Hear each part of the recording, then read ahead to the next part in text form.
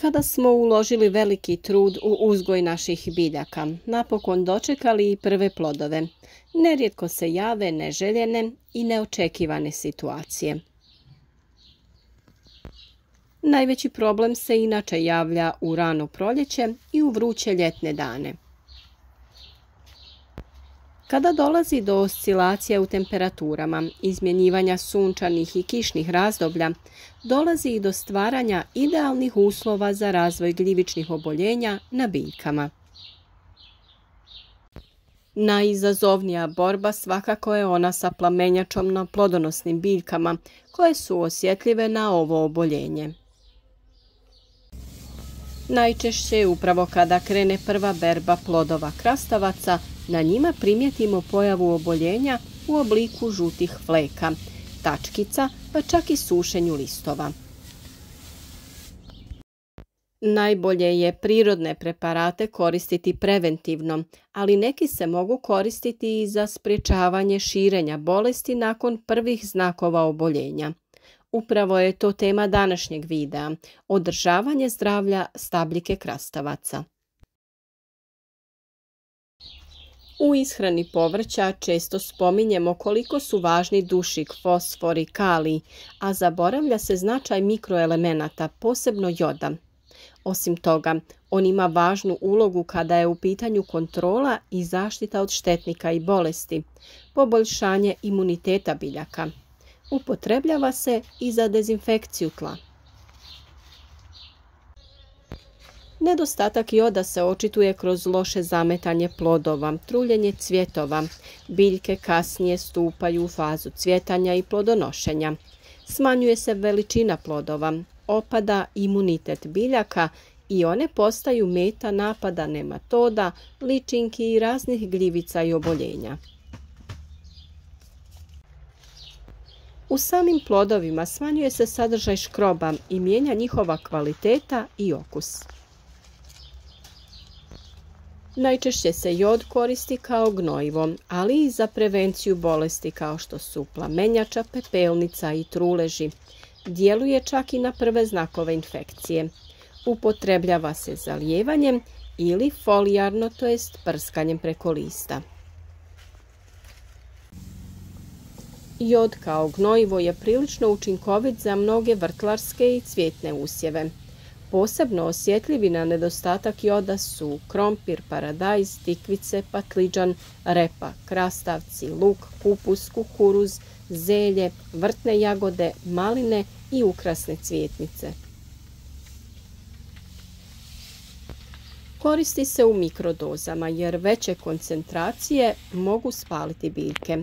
Kada ga upotrebljavamo za folijarnu prihranu ili tretiranje biljke, one moraju biti velike i jake, inače možemo izazvati štetne posljedice. Na presadnice se primjenjuje tek kada se ukorijene, jer su neke vrste izuzetno osjetljive, posebno patliđan. I ovo sredstvo nema potrebe koristiti često. Prvo što možemo pripremiti jeste otopina za zaštitu i gnojivo.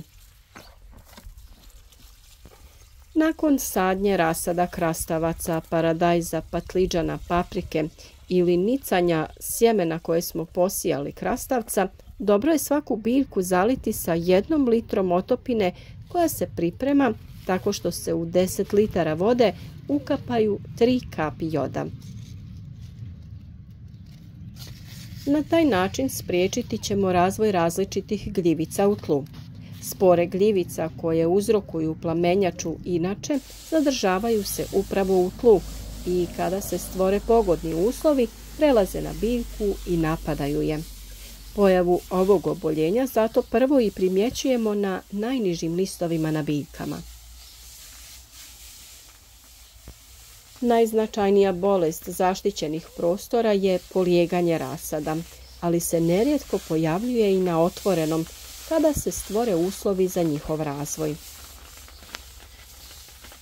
Uzročnici polijeganja rasada su upravo patogene gljivice iz roda Fitium, koji obuhvaća više od 100 različitih vrsta gljivica, pa napadaju gotovo svaku kulturu uzgajanu u zaštićenom prostoru.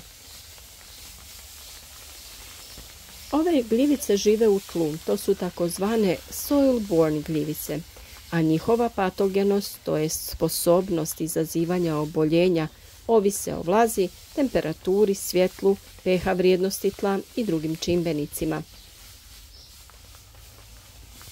Upravo optimalni kontrolirani uslovi koji se postavljaju radi osiguranja najboljeg razvoja biljaka u zaštićenom prostoru odgovaraju patogenosti ovih gljivica.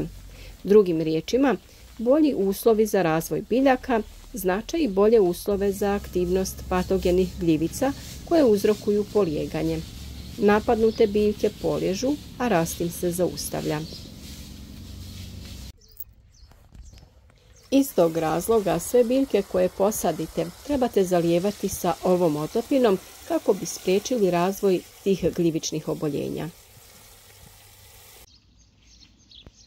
Za krastavce se na 9 litara vode dodaje 1 litra mlijeka i 12 kapi joda. Potrebno je okupati biljke krastavaca i površinu okolnog zemljišta. To će pomoći u uništavanju spora plamenjače i pojave kloroze. Sprječava se pojava praškaste plijesni. A postupak ponavlja se jednom sedmično dok simptomi bolesti ne nestanu. Jod je biljkama jako potreban. Ukoliko ga nema dovoljno, biljka će sazrijevati sporije, a može doći i do truljenja. Osim kao gnojivo u povrtnjaku, voćnjaku i vinogradu, koristi se i kao insekticid, sprječava nastanak gljivica, bakterija i virusa. Osim toga, navodnjavanje jodom sprječava kontaminaciju biljaka, a istodobno se i povećava imunitet usjeva. Jod kod biljaka inače regulira protok vode, izmjene dušika u tkivima, normalizira apsorpciju kisika i uspostavlja proces fotosinteze. On je i jako dezinfekcijsko sredstvo i zbog toga se koristi farmaceutski jod koji je 5% otopina. Mlade sadnice zalijevaju se ovom otopinom samo kada su presađene na stalno mjesto i dovoljno su jake i ukorijenjene. Kada se koristi prskanje po biljkama, najbolje je to raditi u večernjim satima, nakon što se biljke ohlade i neće doći do pojave oštećenja na listovima. Ono što je vrlo važno jeste da se stabljika krastavaca održava, to jest da se zakidaju zaperci i održava prozračnost biljke. Uklanjaju se također i donji listovi koji dodiruju tlo, kako bi se lakše sušila biljka nakon rose ili kiše.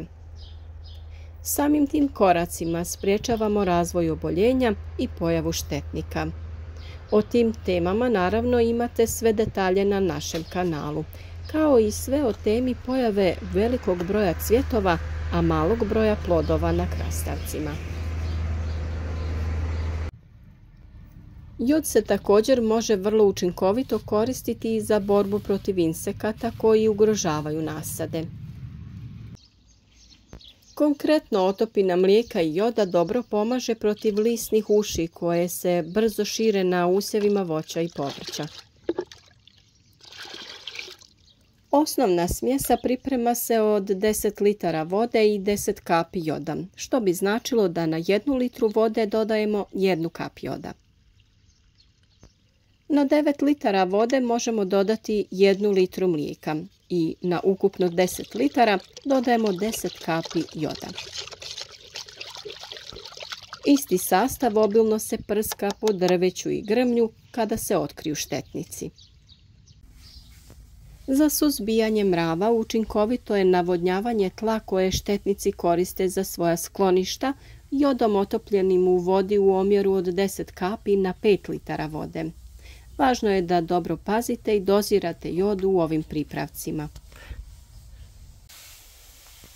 Premašite li navedene doze, tretman ponovite više puta nego što ste trebali ili ga koristite uz dodatna gnojiva bogata jodom, moglo bi doći do kontraučinka. Mogli biste biljku spaliti, a možete i uništiti korisne bakterije iz tla. Vrlo je važno da se pridržavate omjera jer iako je ovo prirodni preparat, ne treba sa njim pretjerivati.